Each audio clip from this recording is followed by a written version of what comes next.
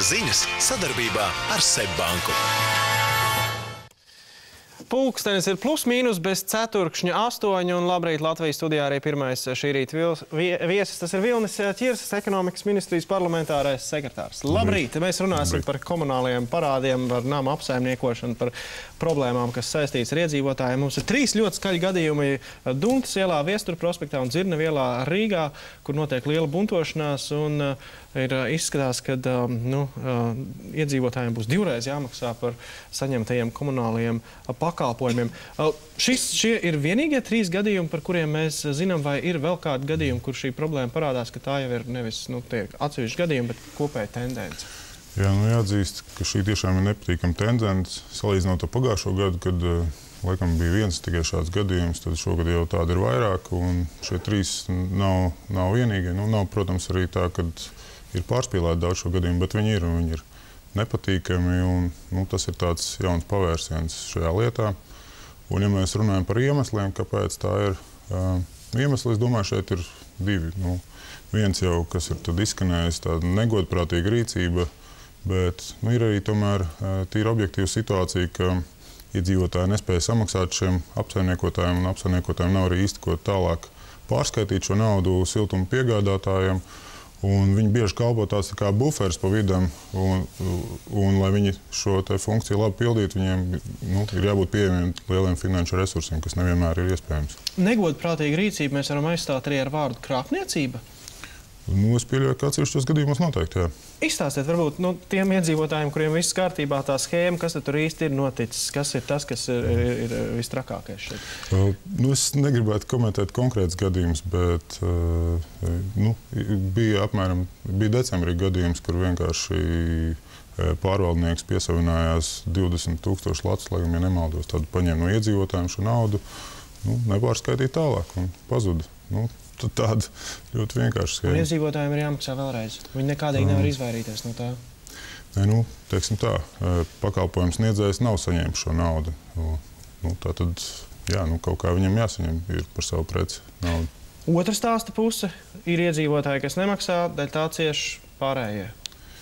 Diemžēl tāda ir situācija, kad šis te par klientu tiek uzskatīta visa māja. Tad, principā, ir tāds savienoto trauku princips. Jūs esat atkarīgs no jūsu kaimiņa, maksāt spējas un vispār viņa attieksmes pret rēķinu kārtošanu. Jā, tas ir fakts. Jā. Ko tagad darīt? Skaidrs, ka šādi laikam palikt īsti nevar un vajadzīgi ir kādi likuma grozījumi vai iesaistīt tiesības sargājošās iestādes vai ko citu, lai padarītu, godīgos maksātājus, lai viņiem nav jāmaksā divkārt. Es gribu teikt, vispirms, ka pie šādas sistēmas īsti nav ieinteresēts neviens, ja vienīgi varbūt siltuma piegādes uzņēmumi, jo apsaimniekotājs jau arī nav priecīgs, ka viņam ar šo te lielo naudu ir jārīkojās, un viņam sanāk, lai nopelnītu, piemēram, 1 latu, ir jāiegulda 100 savējie varbūt tās. Savukārt iedzīvotāji arī nevar būt pārliecināti, ka viņa nauda aiziet šim siltuma piegādātājiem. Šeit ir 2 varianti, ko mēs redzam. Viens variants būtu tā saucamie tranzīta konti, kad jūs maksājat rēķinu par siltumu uz siltuma tranzīta kontu, par ūdeni uz ūdens tranzīta kontu. Un šai naudā netiek klāta apsaimniekotājs, viņi uzreiz aiziet pakalpojumu sniedzējiem. Tas būtu viens variants. Kas ir tranzīta konts, varbūt īsumā? Tas būtu bankas norēķina konts, kurā vienkārši nauda ieskaitot, aiziet uz konkrētām saņēmējiem. Tur, piemēram, Rīgas siltumam, Rīgas ūdenim vai kaut kā tā. Restīvi viņi nevar novirzīt nekam citam. Jā, tieši tā. Tas būtu viens veids, un otrs veids ir saucamie tiešie maksājumi, kad, ja šobrīd par pakalpojumu saņēmēju tiek uzskatīta māja visi, tad iet soli tālāk un ievies sistēmu, ka tomēr konkrētais dzīvoklis ir saņēmējs.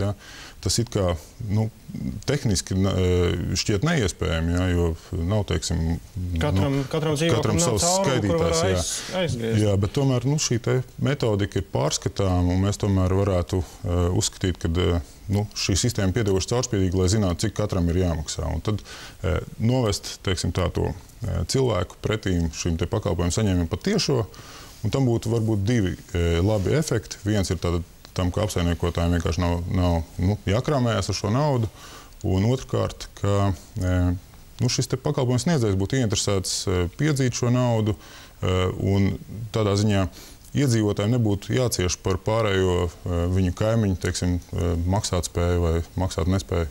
Jā. Šie abi varianti izklausās sakarīgi. Kuram no tiem priekšroku dod ekonomikas ministrija? Pirmiem, otriem variantam? Tranzīta konta vai tiešie maksājumi? Redziet, pieredze rāda šobrīd šāda sistēma, šī tiešie maksājumi strādā jau Jelgavā un Ventspilī. Un viņi pierādījuši savu labu darbību. Šobrīd nekas neliedz jau tagad esošā, teiksim, normatīvu aktu regulējuma ietvaros jau kaut ko tādu darīt. Bet šeit tomēr ir vajadzīga vēlme no abām pusēm, vairāk no, teiksim, siltuma, konkrētā gadījumā siltuma piegādātājiem, kur nevienmēr ir, jo viņiem tas ir jauns pavērsiens, viņiem jāsāk domāt, teiksim, jāsāk strādāt ar parādniekiem, dažas, teiksim, tā piņķerīgas lietas, kuras viņi labprāt nedarītu. Skaidrs, ka iedzīvotājs Pēters visticamāk nespējas pārliecināt, ka siltuma uzņēmums dariet lūdzu šādi ar tiem tiešmaksājumiem. Viņš gribēs, lai ekonomikas ministrija to varbūt izdara. Jā, tieši tāpēc mēs plānojam tuvākā laikā iet uz Saeimu ar šādu priekšlikumu, ar domu, ka Latvijā diemžēl šī komunālā saimniecība ir tāda ļoti piņķerīga, un šeit pat vairāk ir vai tad ar likumu ievieš visiem, vai tad tas nestrādā. Tad mēs deputātiem liksim priekšā variantu, teiksim, apspriest šādas izmaiņas.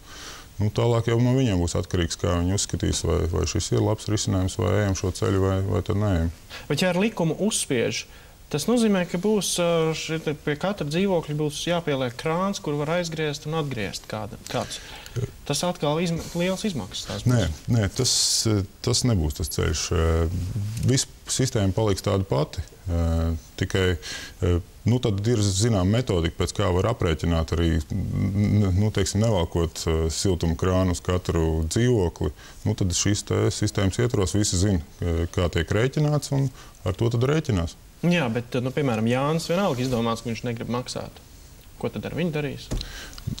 Tas, jebkurā gadījumā, šī sistēma neatceļ to, ka cilvēki negribēs maksāt par saviem rēķiniem un kaut kas ar to būs jādara. Tad, attiecīgi, šīm piegādātājiem būs viņš vai jāsūdz tiesā vai kaut kā savādāk. Un tiesas, mēs zinām, šajā valstī notiek ļoti ilgi.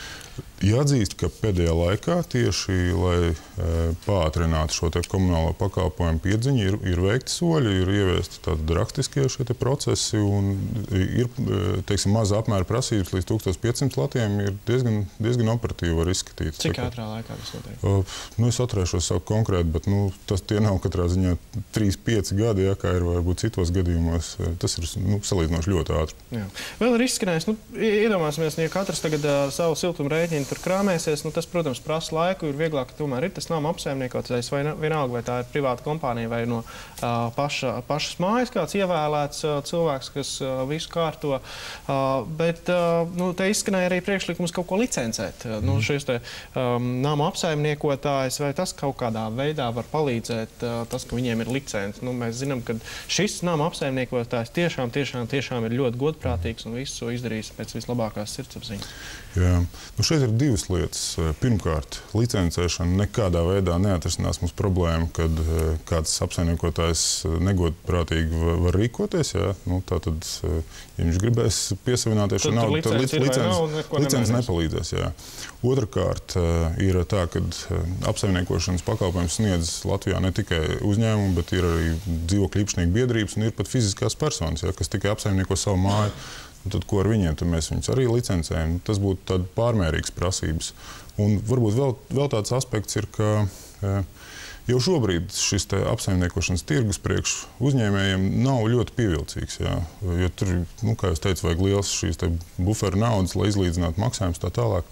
Ja mēs liksim vēl vairāk prasības, vēl vairāk, mēs beigās nonāksim pie situācijas, ka neviens uzņēmējs negribēs šajā tirgu iet un īstenībā cietīs patērētājs. Mums paliks varbūt daži uzņēmumi, un konkurence nekāda nebūs, un viņi varēs tā diezgan, teiksim, brīvi attiekties pret pakalpojumu kvalitāti. Diktēt arī savus noteikumus. Labi, cik ātri tie likumi varētu Saeimā tikt pieņemti? Vai tur mēs nesaskarsimies ar kādu nama apsaimniekotāju vai arī šo pašu siltumu uzņēmumu lobiju? Ziniet, varbūt tomēr piebremzējam. Šo lēmumu pieņem deputāts. Tā teikt, runas vīra rokā būs, cik ātri to pieņems. Jūs redzat kādus nopietnus šķēršļus, lai to nepieņemtu? Es redzu, ka būs diskusija, un man šobrīd ir grūti prognozēt, kā tā diskusija izvērsīsies, jo tiešām mēs jau esam tikušies ar šiem siltumpiegādātājiem. Ir tad bijušas sarunas. Protams, ka viņi galīgi nav priecīgi par šādu risinājumu, bet, protams, tas ir solis ārā no viņa komforta zonas, tas ir tikai saprotami. Jā. Pēdējais jautājums, ko darīt tagad visiem tiem, kuriem tomēr tā problēma vēl ar vienu ir?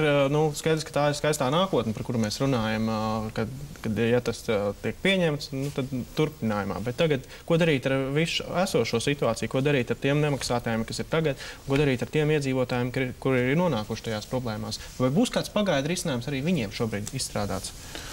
Jāatzīst šeit tomēr ir nepieciešama līdzekļi, un pagaidu risinājums ir teiksim, iedodiet naudu. Ja? Tādā ziņā nav vienkārši atrast šo risinājumu. Bet šajā situācijā jau ir kaut kādi soļi spērti, tajā pašā Dunas ielā kaut kas virzās. Man šobrīd varbūt grūti precīzi atbildēt, katrs gadījums ir individuāls. Bet tur būtu jāvērtē arī tiesības sargājošajām iestādēm, katras puses atbildība. Tur šķiet, ka ir gadījumi, kuros ir arī valsts policija ķērusies pie lietas. Pat tiešām katrs gadījums ir individuāls.